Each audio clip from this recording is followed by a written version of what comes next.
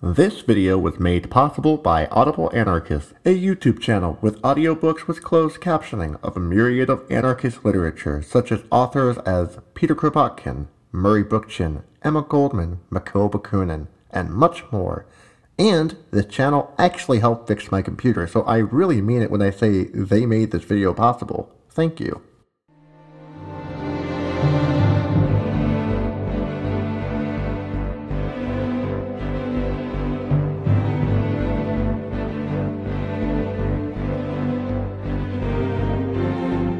One Piece is my favorite manga, period.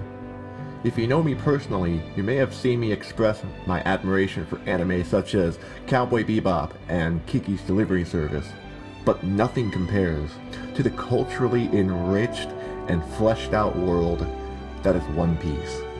I think One Piece changed me at a young age because the excitement wasn't really focused on how strong our main character Luffy was, though his strength is very impressive. It was always about what the next island on their voyage had to offer. What were the mechanics and quirks in the landscape? Who were the people that inhabited the island, and what were they like? What was their relationship to the people that ruled the land?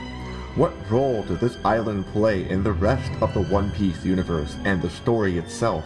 Because, you see, One Piece's general plot is pretty straightforward. Goldie Roger left his treasure, commonly referred to as the One Piece, in a secret location, and pirates from all over the world, including Luffy, set sail to search for it. But the plot derives its strength from the overall narrative. One Piece is about the journey to One Piece, not whether or not we achieve our goals in obtaining the One Piece. In order to read or watch One Piece, you can't just watch it like you would watch Dragon Ball Z, no disrespect to DBZ fans out there, but rather you need to really get invested in the characters and their relationships to each other. I bring this up because these are the types of things that I'm personally interested in the real-life world as a pastime. I try to tinker with why people behave the way they do. For instance, why do people become terrorists? Why are poor people going unfed? Why are the rich constantly apathetic towards general suffering? These are the types of questions that I ask about the real world, and a lot of these questions are explored in One Piece. Sometimes very subtle, other times very abrupt. As an anarchist, I want to explore the political science within the fictional world of One Piece, because this is why I read it in the first place. Just a disclaimer, I'm not claiming that Ichiro Oda is an anarchist, and I don't think that he's a very political person, but I do admire his work, and I want to elaborate on my own interpretation of this. So this video is a very subjective and opinionated piece. My claims are not fact, especially since we're talking about fiction here. I like stories that make me think, and these are my thoughts on his story.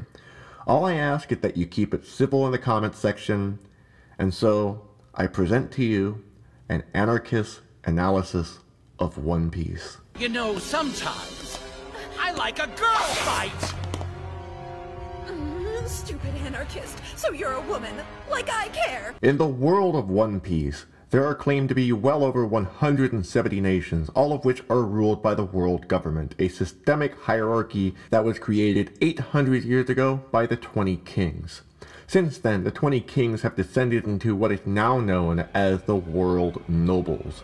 These guys are this world's version of the bourgeoisie. Now, they don't really have that much of an impact on how the government is run, since the world government is run by the Gorosei. These people are a class of rich imperialists who are to be unconditionally unopposed by the people. When they are present, you are to bow your head and obey their every command. The thing that gives these people power is the fact that they created the world government, whose military might is at their beck and call if anything were to happen to them.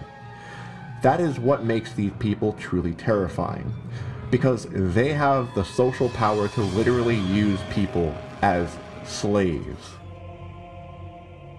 You make me want to vomit. Now, what would exactly happen if someone got up and stopped these people from doing this? Well, they have what is called a buster call at their disposal. What is the buster call?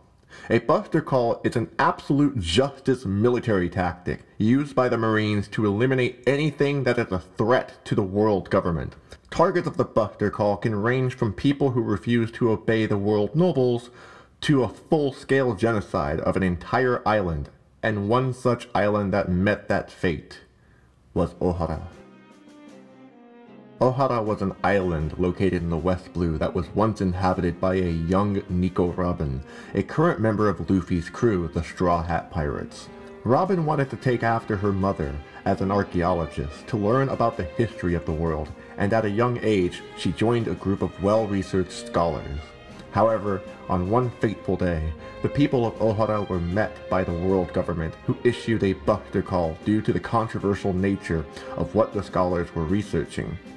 And what was this controversial research exactly? Why, the Void Century, which is a forbidden subject banned by the world government themselves. There is very little known about it except for three things. It happened 800 years ago. There was an unknown ancient civilization that mysteriously went extinct, and the world government was born. The thing is that because the world government has went to such extreme lengths to suppress any teachings of this time period, one can only conclude that the world government itself massacred any and all inhabitants of the ancient world who resisted the birth of the world government simply because it opposed the people who are now known as the world nobles.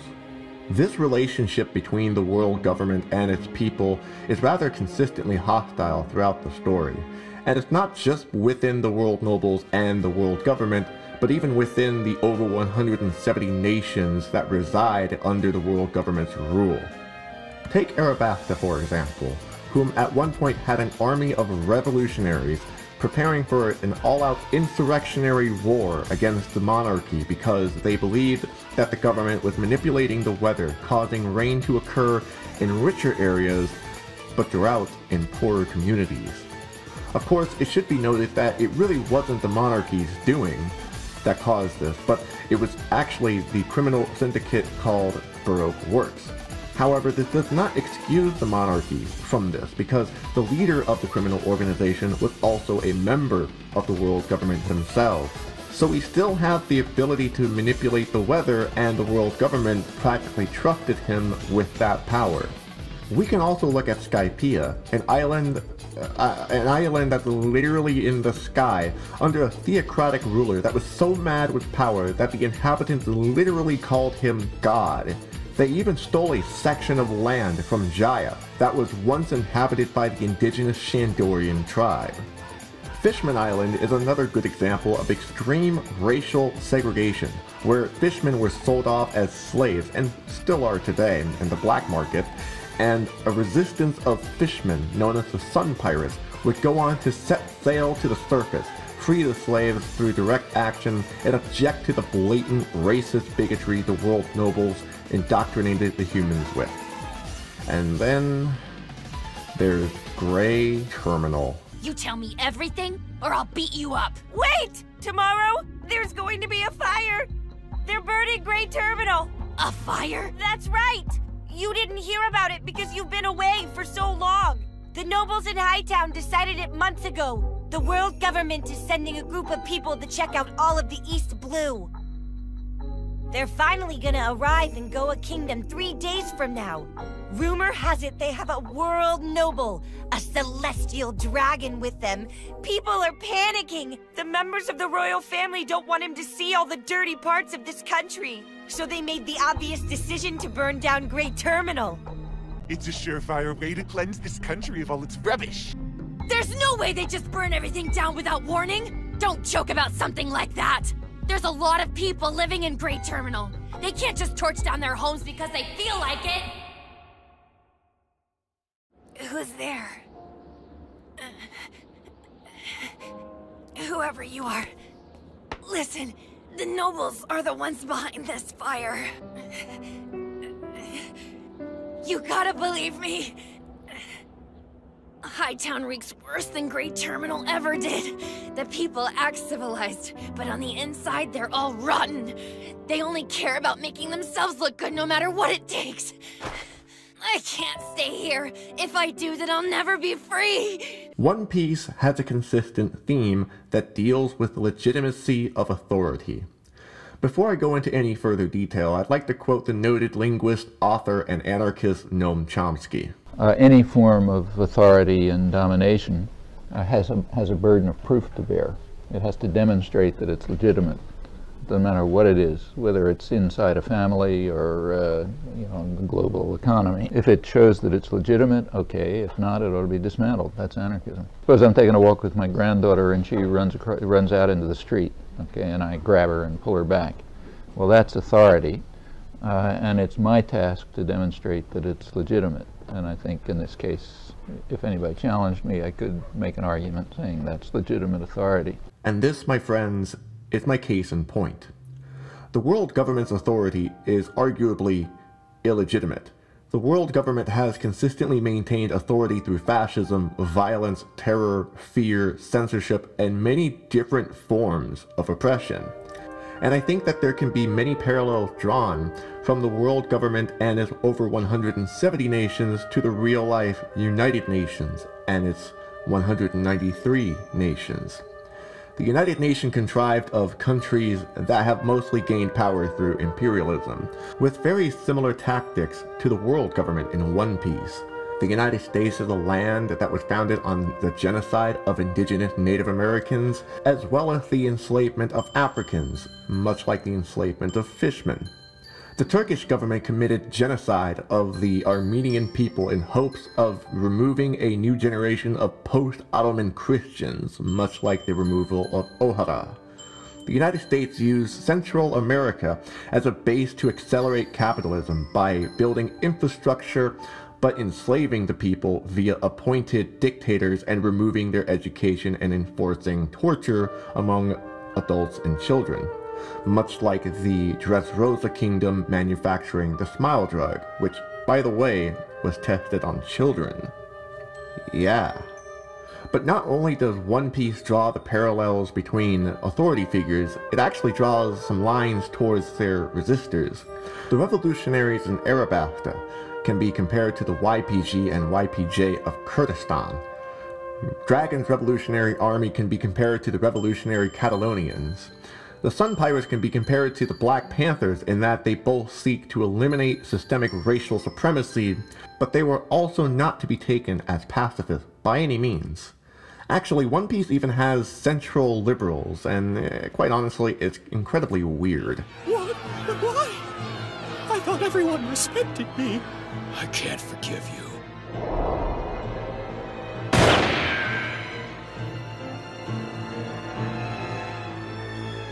Not after what you did.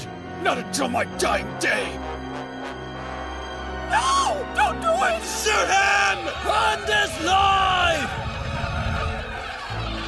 Don't do it!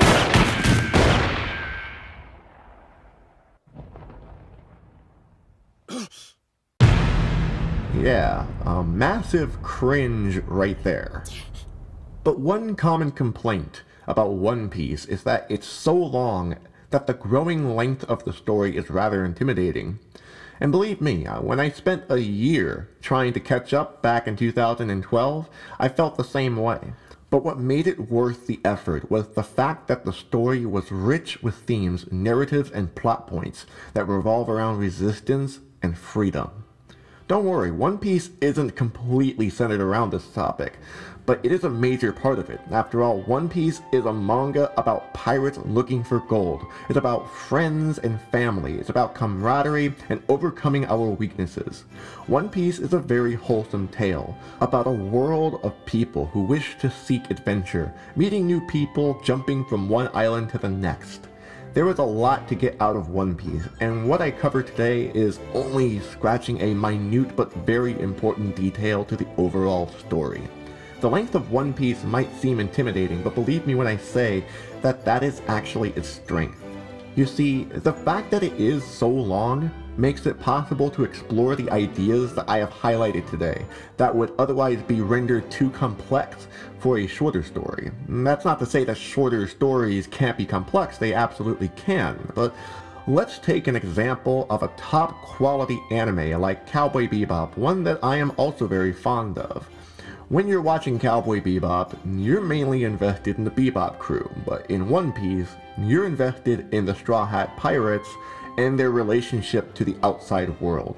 The Bebop crew primarily has history amongst themselves and a few other people, but in One Piece, the main characters have extremely traumatic geopolitical backstories that shape them into who they are today. Okay, Spike was originally part of a criminal syndicate. Jet is a former cop. Faye has amnesia, and Ed, well... But on the other side of the coin, Luffy hails from the aforementioned Grey Terminal. Zoro was almost executed by fascist marines. Nami's hometown was taken over by pirates. Sanji originally belonged to a wealthy upper-class family. Usopp is the son of a famous pirate. Chopper is a doctor. Frankie is a cyborg shipwright. Robin is an educated and intellectual genocide refugee. And Brooke spent 50+ years alone locked at sea.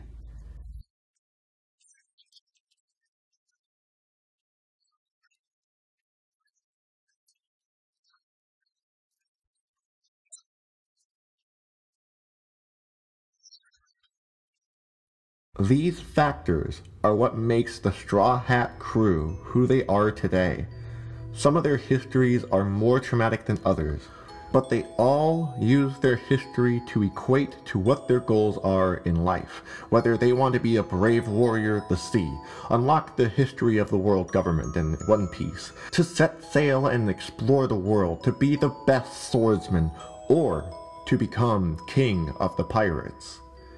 You're not going to enjoy One Piece if you watch it like your stereotypical shonen, because it's meant to be consumed as an adventure, with stories to tell and laughs to be had, with its hyperbolic animation and rich storytelling, and a world that is both believable, charming, dramatic, heart-wrenching, and yet somehow revolutionary. The world of One Piece is waiting for you to crack open the very first chapter. Romance Dawn. It can only get better from here. Thank you for watching. If you like this video, please give it a like and subscribe. Please tell me what your thoughts are on the world of One Piece. Do you agree with what was highlighted? If not, tell me why, and be sure to share this video. Also, have a good one, comrades. Until next time.